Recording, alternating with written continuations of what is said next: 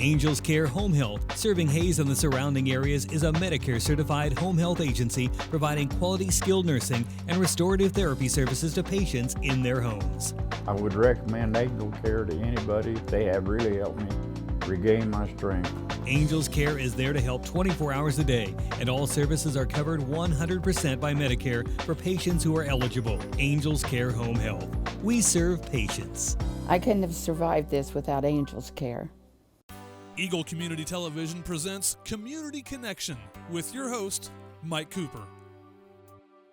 Hello and welcome again to Community Connection from Eagle Community Television. Thanks for watching, and thanks to our producer, Jeff Durall. We're at Rarick Hall on the campus of Fort Hays State University in the Moss Thorns Gallery of Art as we talk about a new publication, which you've probably already heard about, with the author, Seth Kastle. Seth is an instructor at Fort Hays State University in the Department of Leadership Studies and has also served a tour in the Army and the Army Reserves, and now is a professor and instructor at Fort Hays State University. Seth, let's start with the journey to Fort Hays State. Okay. How did you arrive here? Well, actually, I grew up in Kensington, Kansas, and Fort Hays was a local college, and it's where I chose to go to school for my undergraduate degree after I graduated from high school. You know, like a lot of 18-year-old kids, I made some mistakes and I didn't do so hot. At one point, Fort Hays and I decided that we shouldn't continue our business relationship together. So they were more under that understanding than I was, but it's probably what needed to happen. Going back a little bit, actually, I joined the Army Reserve when I was 17 years old in high school, and I left right after graduation to attend my initial entry training. I returned from that in October of 1999. I started classes in spring of 2000. And then you know, my life kind of went how I just described to you. But right after that happened, you know, September 11th happened, and my life, like many other people, my life changed on that day. So I was deployed in August of 2002 to Doha, Qatar, and then April of that year I went forward to Mazar-i-Sharif, Afghanistan. We came home in September of 2002, and I was then deployed for the initial invasion of Iraq in 2003 until April of 2004. So when I came home, I started to put life back together, and I found the Department of Leadership Studies at Fort Hays State University, and so that's where I went to get my undergraduate degree. After I graduated here, I moved on in my career. My wife and I moved to Wichita, and we lived there for about 7 years. And honestly, I stumbled into higher education straight out of college as an academic advisor. And I pursued my graduate degree while I was doing that. I went through a couple different career paths, and then a position opened up here at Fort Hays teaching the international program. And you know, I knew that what I wanted out of my career could be offered here at Fort Hays. The people that taught me what was acceptable to expect in the workforce, you know, those are the people that would be my colleagues if I would get this job. And so that's what the lure to come back to Fort Hays was. And, you know, by that point in life, my wife and I had 2 daughters, and my oldest was getting ready to start school. And my wife and I, both being from small towns, we knew that's where we wanted to raise our family at. So we chose to live in Waukene, and that's how I got to be here at Fort Hays as an instructor. And the family's doing well? Family's doing very well. Good. Those 2 young ladies, are they in school now? Well, my oldest daughter, Reagan, is 6, and she is in her last 6 days of kindergarten right now, which she reminds me of constantly. And then, you know, my youngest daughter is 2, Kennedy, and so she's not in school yet. She'll be starting preschool in about a year and a half. You began your military career as medical logistics field, reclassified as infantryman, drill sergeant, finished as a company first sergeant, got training at the Airborne School, Combative Instructor Course, Combat Lifesaver Course, Army Basic Instructor Course, and many other advanced leadership and maneuver courses. Could I ask you the same question our producer Jeff Durall asked? What's it like to jump out of an airplane It's at Airborne School? No, you know, being airborne, it's a great experience, and you know, I don't care how tough you are your first time to jump out. It's a pretty terrifying experience, but after that, you can really kind of get to enjoy it. But you were really experienced. How many jumps did you make? You know, I went to the basic airborne course, and I only had my 5 jumps from that school. Okay, so that's 5 out of that airborne school. So Tell me about your background a little bit, if you would, Seth. Family, school, influences in life, such as that. Yeah, you know, like I said, I grew up in Kensington, Kansas, and my father passed away when I was young, so my mom raised me for a lot of years by herself. I have an older sister. You know, she remarried, though, when I was pretty young to a great man, Terry Elliott. And, you know, I went through my years in high school, and I came here to Fort Hays, and I had my time in the military. You know, I've had some great leaders that have influenced me through both my military and civilian careers. Actually, Calvin and Casey King, who are two local people from Ellis, you know, they were in my unit, and those were two tremendous mentors that I had through my time in the military. Captain Jamie Schwant, who is a colleague that I have, you know, he's still in the military as a captain. Him and I, our career paths have really went side by side. He's been a huge influence to me. And, you know, I look at the Department of Leadership Studies. You know, like I said, this is where I got my undergraduate degree from, and this is where I feel like people showed me what the professional world should look like. So I look at people like Dr. Jill Arnsdorf, Drs. Kurt and Christy Brungard, Dr. Brent Gertson. Those were my faculty members when I went through college, and they've had just an enormous impact on me, both when I was a student and then later as a colleague. President Martin is going to be thrilled that you mentioned that because she is so aware of the family connection of Fort Hays State, and you exemplify that, Seth. Yeah, you know, I remember when my oldest daughter was born, I think I had been out of school for 3 or 4 years, but I still contacted Jill, Dr. Jill Arnsdorf, who's my supervisor now. You know, she was my advisor when I went through college, and so I remember I contacted her and sent her pictures, you know, when my first child was born. Terrific. We just had a visit with Dr. Arnsdorf here a couple of weeks ago on our Community Connection, and really a very integral part of the Leadership Studies program, and certainly a very valuable program here at Fort Hays State University. So, following service then, you actually had a kind of a dual career path, didn't you? You were in the reserves at the same time at Fort Hays State. Yeah, you know, I after I graduated here at Fort Hays, I was continuing my military career, and like I said, those two paths went side by side. On the civilian side, I started out as an academic advisor at Southwestern College, and that's where I worked on my graduate degree and where I ultimately graduated from. I then spent a couple of years with Walmart as a co-manager, and after that, I decided I wanted to get back into higher education, so I went to Pratt Community College as an online course developer, and I did a couple years there, and then that's actually the job that I had just before I came back to Fort Hays. And immediately when I followed graduate school, I started doing adjunct teaching, so I'd been teaching for about 6 years by the time I came here to Fort Hays.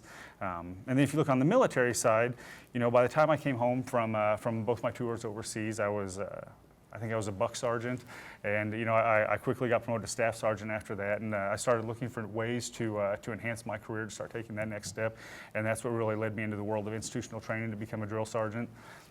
You know, I did that for about 5 years. I started a new drill sergeant company here in Kansas, actually, in Wichita.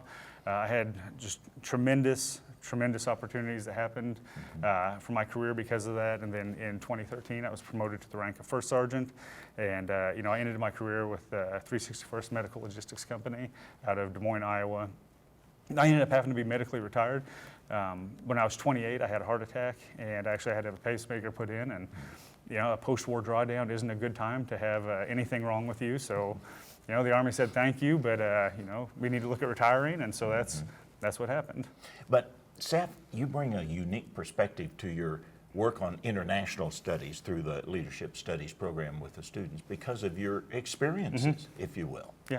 Yeah, you know, when I was in Afghanistan, I was stationed with the Jordanian Army, and so I lived for, you know, about 4 or 5 months. Actually, there was 7 Americans on post and about 300 Jordanians, and so, you know, you have to learn to be culturally sensitive, and, you know, people from different cultures it's different to everybody. You know, it's different for them working with us just like it is for us working with them. And so, you know, it taught me a lot about really what to expect in working with diverse cultures. Through my international experiences, both being stationed with the Jordanian Army, and I also I did a couple tours in Germany. And so working with international forces there, I also had an opportunity to kind of grow in that respect. It's another situation where instructors, professors at Fort Hays State can so bring such valuable world experience to students in Western Kansas. Yeah, I agree. You know, we have tremendous faculty here at Fort Hays that offers a whole lot more than you could ever get from a textbook. You know, there's a lot of worldly experience that comes with what we have to offer here. Well, obvious question, Seth. What was your decision to author a book? Okay. How did that come about? Well, we finally got to that question. You know, the book was something that was in my head for a lot of time, or for probably a couple years, and it's something that I found that needed to be done because I started looking for resources to kind of explain to my daughters what was going on in a way that they could understand. I started looking for resources, and I found there really wasn't anything there. And you know, with this, there are good days and there are bad days that happen. You know, it was after a kind of a rough day, I went home and I wrote this book in about 30 minutes sitting at my kitchen table. And, you know, then I filed it away on my computer, and it just, it sat there for a lot of months. And my colleague that I told you about, Dr. Jamie Schwant, he had recently published a book on succeeding as a foster child.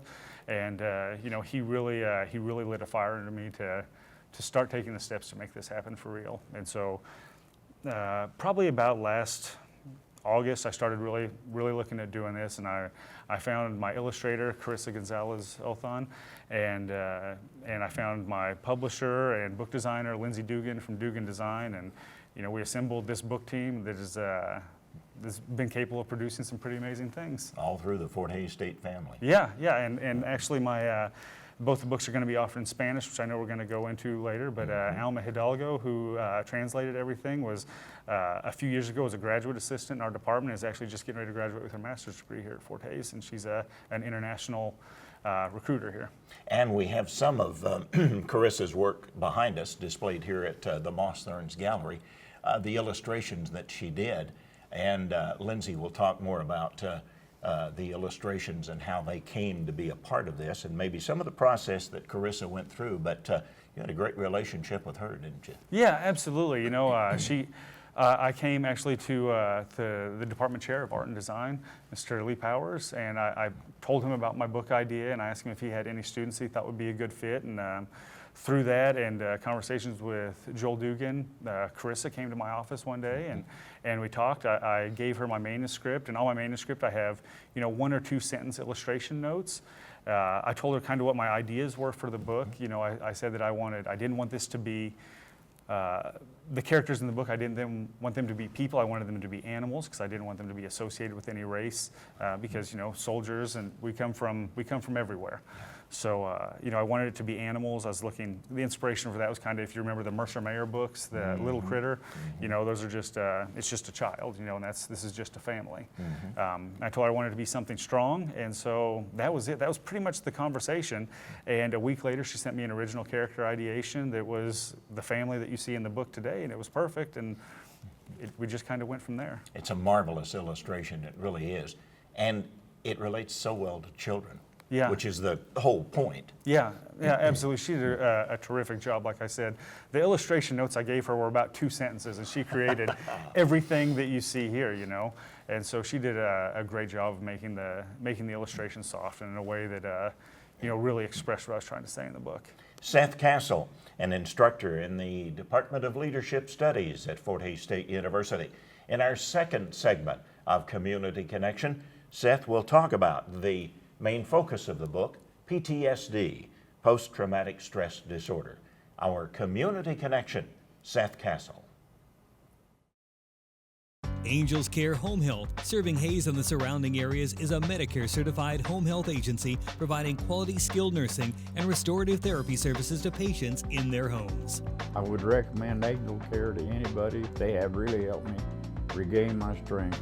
Angels Care is there to help 24 hours a day, and all services are covered 100% by Medicare for patients who are eligible. Angels Care Home Health. We serve patients. I couldn't have survived this without Angels Care. Seth Kastle is an instructor at Fort Hays State University in the Department of Leadership Studies. He has written the book, Why Is Dad So Mad? The second publication, Why Is Mom So Mad? Comes out in July, as the focus of the book is on PTSD, post-traumatic stress disorder. And we want to talk with Seth about that. And Seth, again, share with us as much as you feel comfortable in doing, if you would. You describe PTSD as a fire in your chest.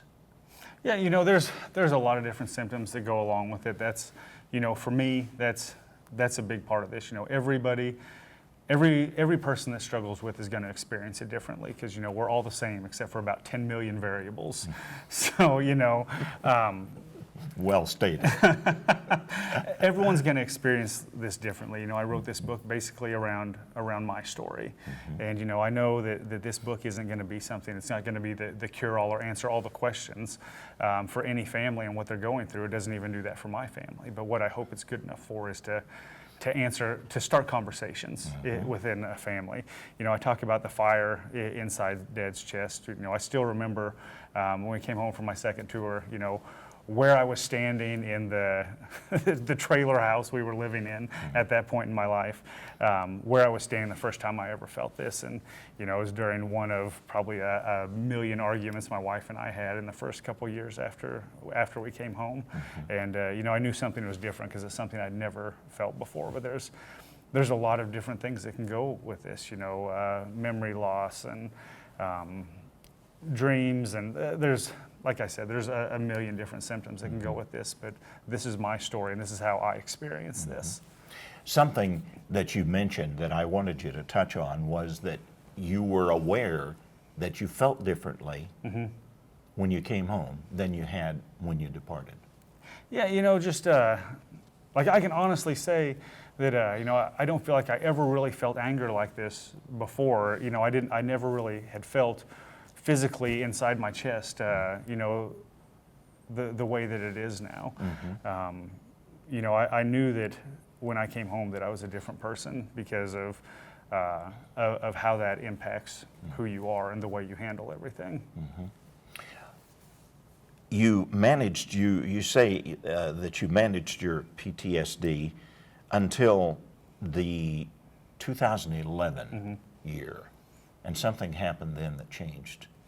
You know, there was a lot of things that happened. You know, when I say I managed it, I probably didn't manage it well looking back.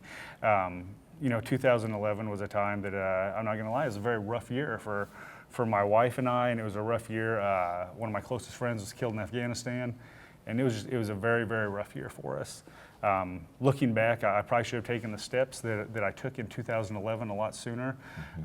You know, it got to the point where I was going to probably end up being a single man. I was going to lose everything that was important to me. And so I took the steps and I went to the VA in Wichita. You know, obviously Wichita is a large metropolitan area, so they have additional resources. They have the Robert J. Dole VA Center there, but also they have what are called vet centers, which are you know, it's places that the veterans can go to get free one-on-one counseling. At the time, you know, I started out going to some group sessions, and it wasn't anything that really worked for me for a couple reasons. Because of my work schedule, I remember the group sessions that I was going to was, you know, it was mostly Vietnam veterans, and it was men that were at a different point in life than what I was at, you know.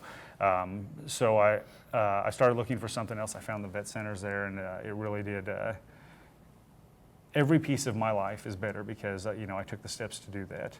It was a very, very pride-swallowing experience to have to go and, you know, admit that you need help and that you can't handle everything on your own. But, you know, when you're faced with losing everything, that's a decision that I had to make to keep my family together. That's the toughest part, isn't it? Admitting that you need help, because we are, as males, so prone to thinking we can handle it, we can take care of it, we're in charge, we're supposed to take care of it. Right, absolutely, you know, and it's also, and then you amplify that with kind of the warrior mentality that's ingrained in you in the service, and you know, you're always telling yourself that I know people that have it so much worse that, you know, and that's who that stuff's for, not for me, and it was, like I said, every piece of my life is better because I swallowed my pride and went and did that, and to be honest, I should have done it a lot sooner. Well, we heard from a lot of vets that VA experience in Wichita is really first rate, that they do an excellent job of care. Yeah, their counseling services, especially at the vet center down in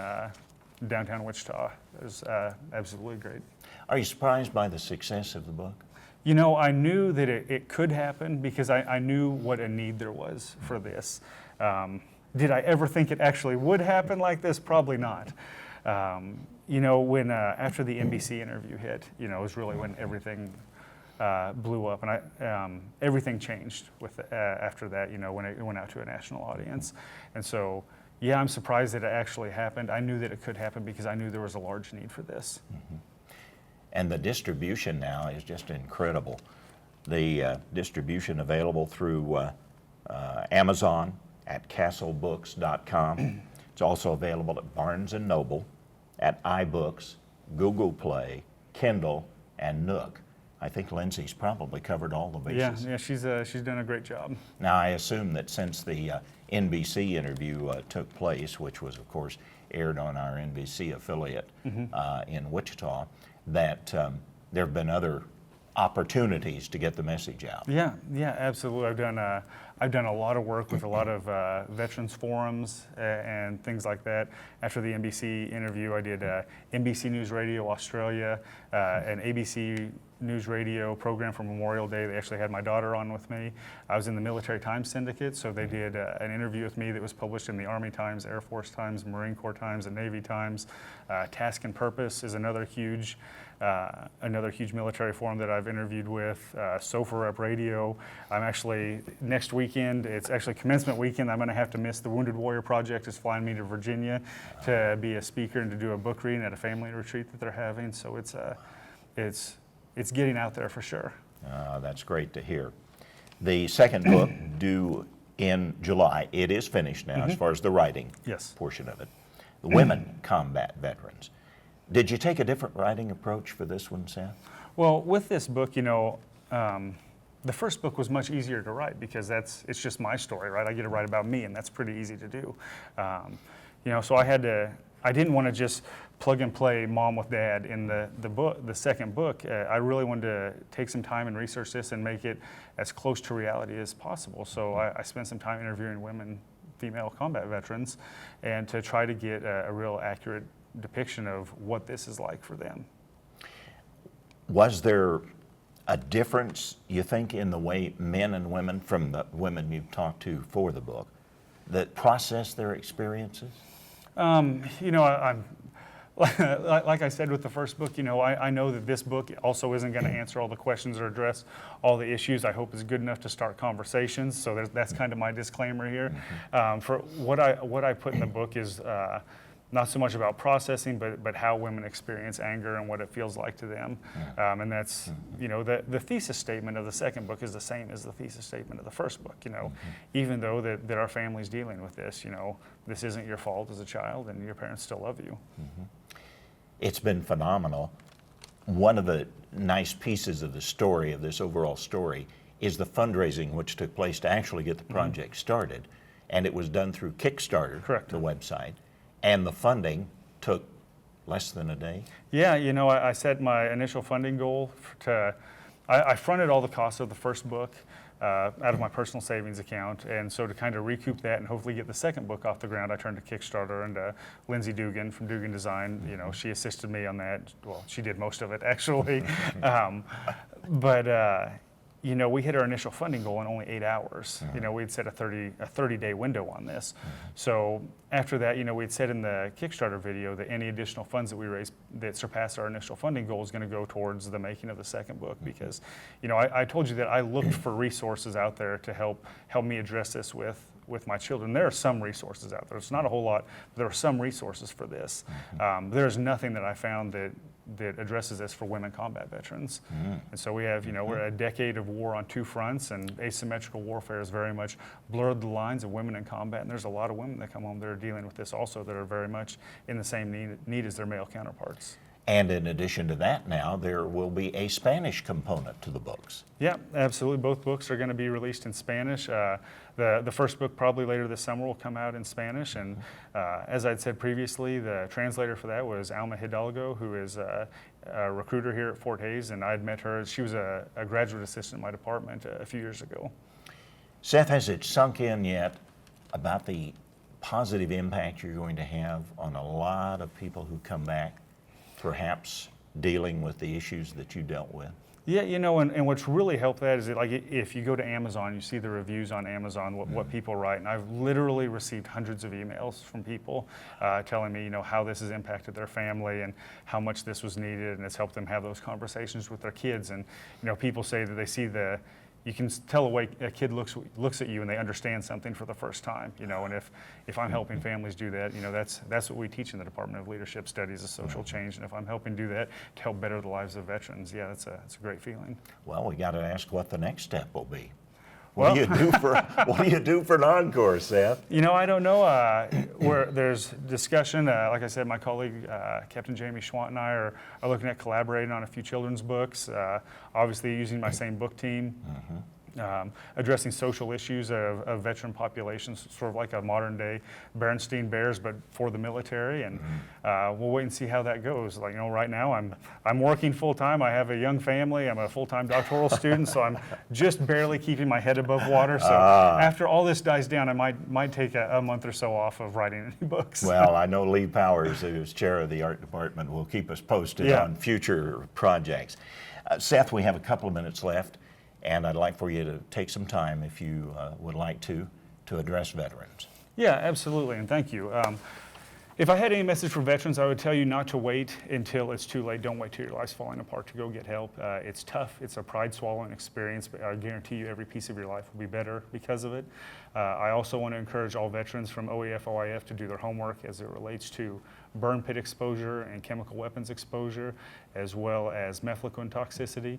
You know, these are all of these are going to have huge adverse health effects on our generation of veterans, much like Agent Orange did for the generation of Vietnam veterans. So do your homework on that stuff, because it'll be very important for you in the future. Seth Kastle, instructor at Fort Hays State University in the Department of Leadership Studies, our community connection. Thanks for watching.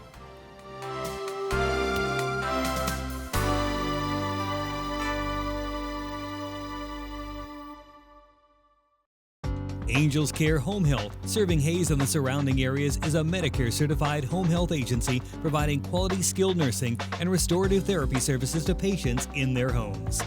There's not any words to describe their kindness. Angels Care is there to help 24 hours a day, and all services are covered 100% by Medicare for patients who are eligible. Angels Care Home Health. We serve patients. They saved my life.